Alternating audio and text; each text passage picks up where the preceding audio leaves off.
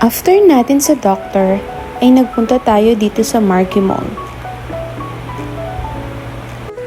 Galing kami kanina sa Kidsuna pero sabi nila ay na-rent daw ito para dun sa may birthday party. So, walang choice. Need maghanap ng ibang playground. Kaya naman, sa kakalibot namin sa Marky Mall, ay napadpad kami dito sa may tabi ng cinema. At ang name ng playground ay Aquaplay. So, yan. Tara, tignan natin.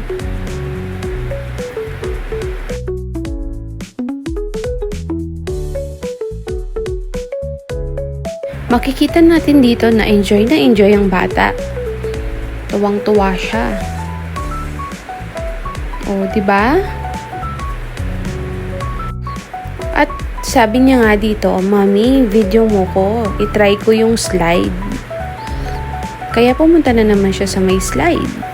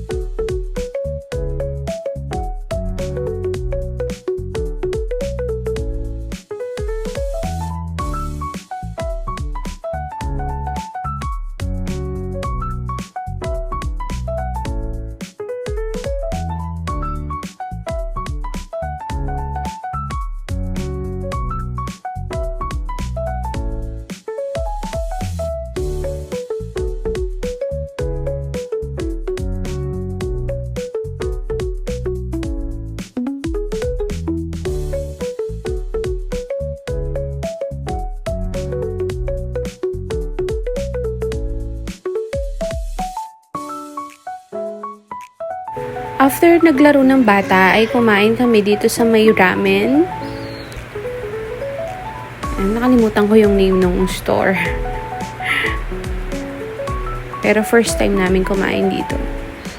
So far, masarap naman yung food. And yung price, okay lang din naman. Nagustuhan rin ng bagets yung ramen nila dito. Kasi mahilig talaga siya sa mga pasta and noodles.